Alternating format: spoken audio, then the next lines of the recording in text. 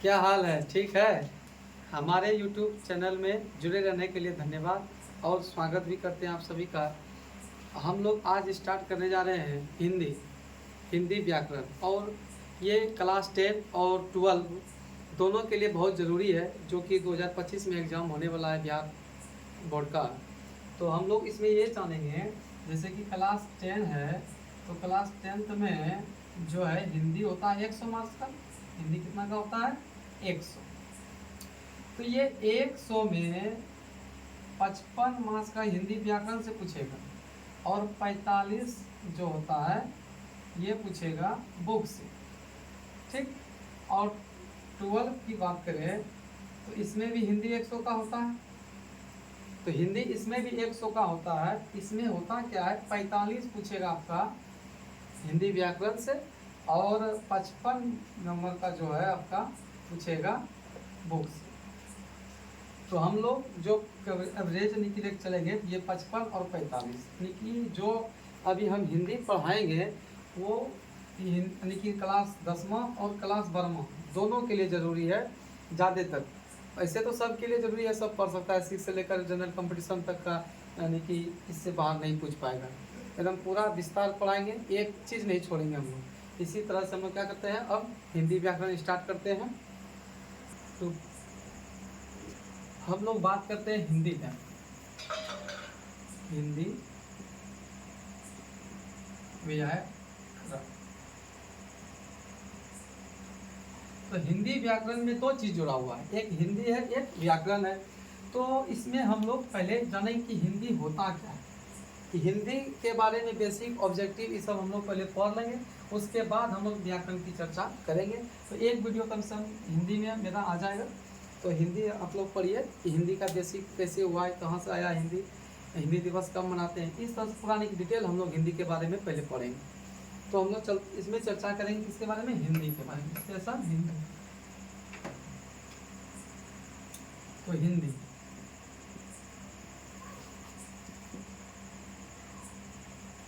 यह एक भाषा है। हिंदी क्या है? एक भाषा है। आधुनिक हिंदी का जनक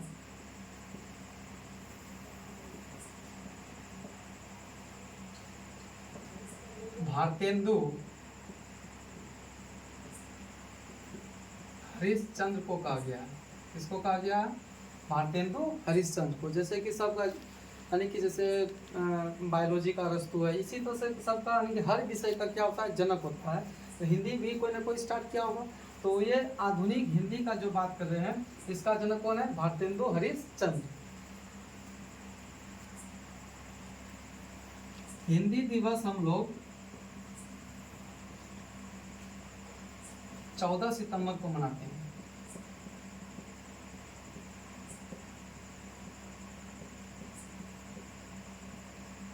लेकिन विश्व हिंदी दिवस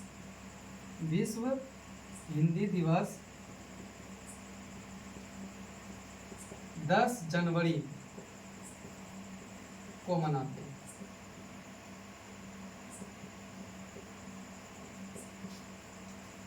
और हिंदी का जननी भी होता है, वो है संस्कृत। हिंदी का जननी, हिंदी का जननी कौन है? तो संस्कृत।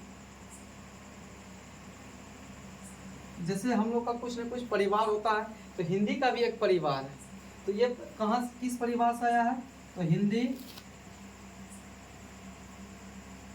आर्य परिवार से लिया गया है।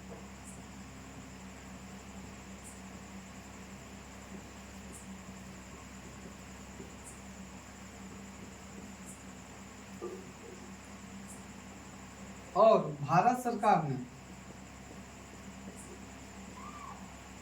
भारत सरकार ने हिंदी को 14 सितंबर 1949 ईस्वी को स्वीकार किया है।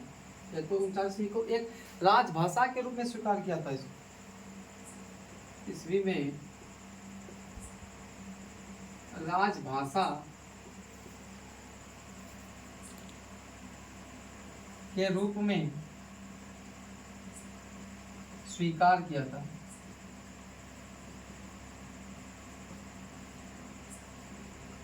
हम लोग हिंदी के बारे में इतना बात जाने कि हिंदी क्या है, एक भाषा है। आधुनिक हिंदी का जनक भारतेंदु हरिश्चंद्र को कहा जाता है। हिंदी दिवस 14 सितंबर को मनाते हैं हम लोग भारत में, और विश्व हिंदी दिवस प्राय दुनिया में, विश्व में 10 जनवरी को हिंदी दिवस मनाते हैं। और हिंदी दिवस का जननी संस्कृत भाषा को कहा जाता है। हिंदी आर्य परिवार से लिया गया है। भारत सरकार ने हिंदी को 14 सितंबर 1949 ईस्वी को राजभाषा के रूप में स्वीकार किया था। इससे और डिटेल हम लोग आगे बढ़ेंगे, इसका स्क्रीनशॉट ले ले। तो हम लोग यहाँ तक देखे थे, और देखते हैं अगला। हिंदी भाषा को संविधान में 8वीं अनुसूची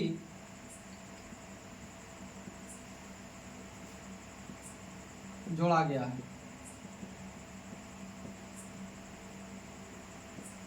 हम लोग का ये हिंदी जो भाषा है, हिंदी को विश्व में बोली जाने वाली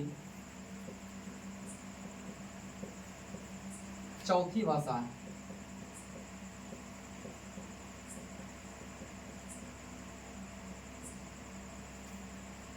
यानी कि पूरा विश्व में जो है हिंदी बोलने में 4 नंबर पे आता है ये हिंदी।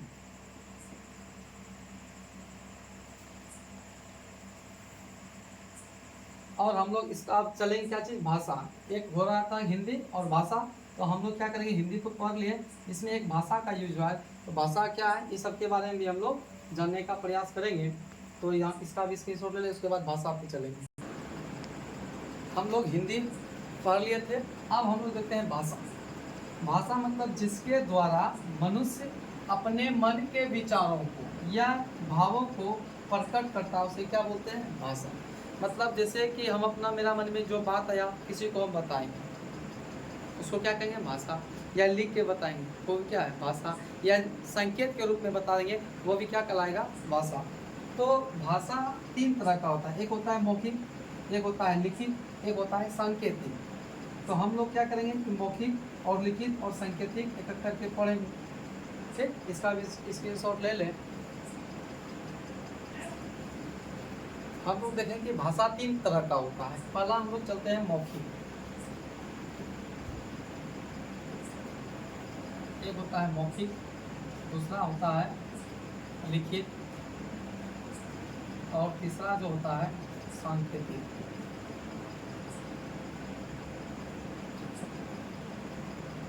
तो हम लोग मौखिक भाषा मतलब हम लोग जिसको बोलकर अपने मन के विचारों को व्यक्त करते हैं, बोलकर दूसरों पर प्रकट करना। मतलब जैसे कि हम किसी से बातचीत करते हैं तो बोल के करते हैं, तो बोल के रूप यानी कि बोली के रूप में भी हम लोग भाषा को बता सकते हैं। तो वही लिखे हैं। मौखिक में क्या आता है, बोलकर दूसरों पर प्रकट करना, क्या होता है, मौखिक भाषा का लगता है। और लिखित भाषा मतलब लिख कर किसी को कोई चीज़ बताना चाहेंगे, अगर लिख के बता रहे हैं तो लिख कर अगर दूसरों पर प्रकट करें, दूसरों पर प्रकट करें। और एक होता है सांकेतिक। बहुत जगह क्या होता है, 2 ही होता है, एक होता है मौखिक, होता है लिखित, लेकिन बहुत किताब में सांकेतिक भी यूज होता है। तो हम लोग सांकेतिक मतलब संकेत के रूप में या चिन्ह, शॉर्ट चिन्ह दे करके भी हम लोग दूसरे को बता सकते हैं कि ये हम भाषा बोली जा रहे हैं। उसके बाद हम लोग क्या करें, भाषा भी देख लिए, इसके अलावा भी भाषा होता है। हम लोग गांव में बोलते होंगे कि जैसे कि क्षेत्रीय भाषा क्या होता है, राजभाषा क्या होता है, राष्ट्रभाषा क्या होता है, ये सब खाली सुने हैं, लेकिन इसका परिभाषा क्या हो सकता है उस पर हम लोग विचार करेंगे। इसका स्क्रीनशॉट लें। हम लोग भाषा पे चल रहे थे। तो भाषा 3 तरह का होता था, मौखिक भाषा, लिखित भाषा और एक होता था सांकेतिक भाषा। लेकिन भाषा के कुछ प्रकार भी और होते हैं, लेकिन चलते हैं। जैसे कि एक होता है स्थानीय भाषा, स्थानीय भाषा, एक होता है क्षेत्रीय भाषा,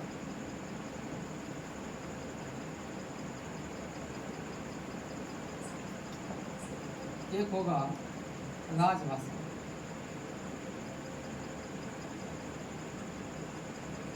और एक होगा राष्ट्रभाषा। तो पहला बात आता है स्थानीय भाषा क्या होता है, यानी कि जो भाषा अपने माँ या परिवार से सीखते हैं, उसे क्या बोलते हैं, स्थानीय भाषा। यानी कि गांव घर में अपने माता पिता या रिलेशन में कोई भी परिवार है, तो जो उससे हम लोग सीखते हैं, जैसा बोली सिखाता है हम लोग को बोलने के लिए, उस भाषा को क्या कहेंगे, स्थानीय भाषा। एक होता है क्षेत्रीय भाषा, क्या होता है, यानी कि जो भाषा अपने क्षेत्र में बोला जाता है,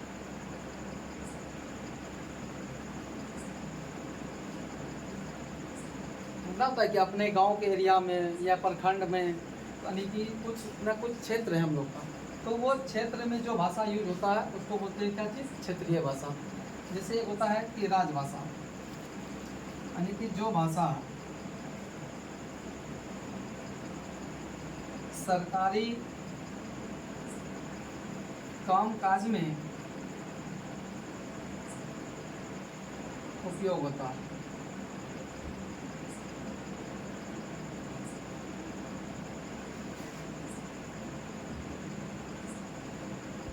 जैसे कि हम लोग ब्लॉक गए या स्कूल का या कोई भी सरकारी कामकाज हो, तो उसमें जो भाषा का उपयोग, जैसे बिहार, तो बिहार में ज़्यादातर जितना भी कागज पत्र का काम होता है सरकारी में, वो सब हिंदी में लिखा होता है। इसका मतलब बिहार का राजकीय भाषा क्या होगा, हिंदी।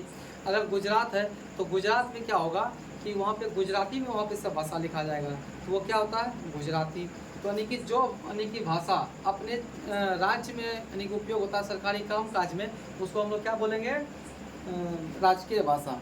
और इसमें एक चर्चा हुआ था क्षेत्रीय भाषा। जैसे मान के चलो क्षेत्रीय भाषा में अगर दिक्कत है, तो हम लोग अपना गांव में सीखे, जो भाषा सीखे, गए दिल्ली, दिल्ली का भाषा कुछ और है, या गए गुजरात, गुजरात का भी भाषा कुछ और है। तो हम लोग दिल्ली गए, गुजरात गए, लेकिन हम लोग सीखे यहाँ भाषा जो अपना माँ बाप हमको सिखाया है, तो वो भाषा हम लोग वहाँ पे अगर यूज करेंगे तो वो क्या हो गया, स्थानीय भाषा।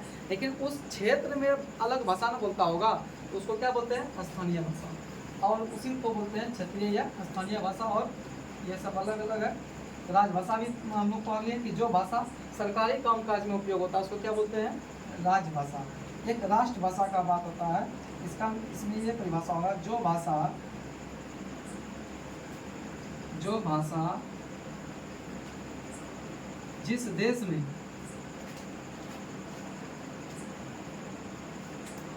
सबसे अधिक बोली जाती है,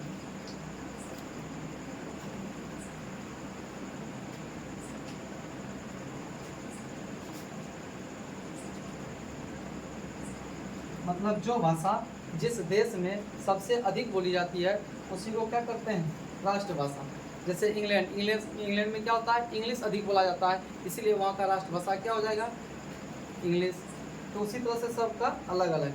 लेकिन अपना भारत में सबसे अधिक भाषा बोले जाने वाला हिंदी है, लेकिन हिंदी को राष्ट्रभाषा का दर्जा नहीं दिया गया है। इसी पर हम लोग अब चर्चा करेंगे, इसका स्क्रीनशॉट ले लें। तो हम लोग राष्ट्रभाषा, राजकीय भाषा, क्षेत्रीय भाषा, स्थानीय भाषा ये सब पढ़ लिए। लेकिन हम राष्ट्रभाषा में जब बात किए थे कि सबसे अधिक भाषा जिस देश में बोली जाएगी उसी को क्या बोलते हैं, राष्ट्रभाषा। लेकिन अपना भारत में भी हिंदी सबसे अधिक बोला जाता है, तो हिंदी को राष्ट्रभाषा का दर्जा देना चाहिए, लेकिन भारत में नहीं दिया गया है। तो यहाँ पे लिख लेंगे थोड़ा सा हम लोग, भारत में सबसे अधिक हिंदी बोली जाती है, हिंदी भाषा बोली जाती है।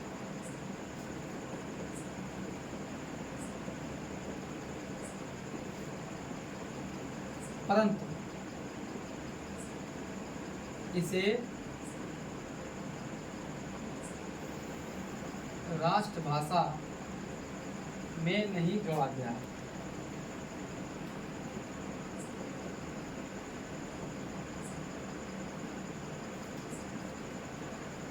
तो हम लोग इसको जो है ना, हिंदी को भारत में राज्य का भाषा का दर्जा दिया गया है। विश्व में सबसे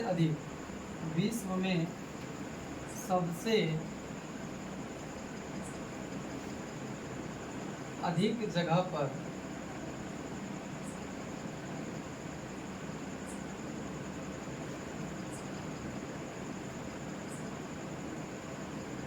अंग्रेजी भाषा बोली जाती है।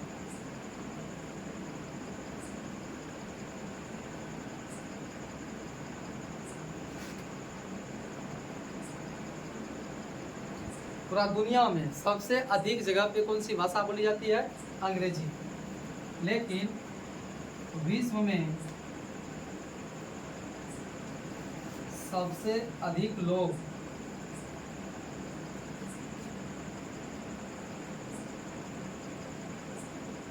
चाइनीज भाषा बोला जाता है।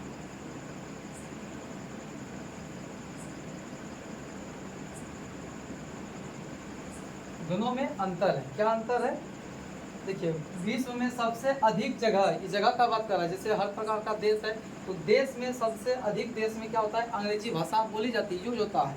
और विश्व में सबसे अधिक लोग क्या होता है? चाइनीज भाषा बोली जाती है। तो हम लोग आज पूरे भाषा के बारे में पढ़ें, और अगला वीडियो जो आएगा उसमें हम लोग व्याकरण से स्टार्ट करेंगे। ये था मेरा हिंदी और हिंदी से रिलेटेड भाषा। तो ये इतना दूर हो गया, इससे एक भी क्वेश्चन बाहर नहीं जाएगा। कोई भी एग्जाम हो, चाहे 11, 12, 10 का हो, यानी कि कोई भी एग्ज़ाम हो, चाहे जनरल कंपटीशन का हो, ऑब्जेक्टिव इससे आसानी से बन जाएगा। और अगला वीडियो में जो हमारा आएगा वो आएगा व्याकरण। ठीक, इसका भी स्क्रीनशॉट ले लें। हमारे चैनल से जुड़ने के लिए धन्यवाद। अगर कोई परेशानी है तो आप कमेंट बॉक्स में कमेंट कर सकते हैं। मेरे साथ जुड़ने के लिए धन्यवाद।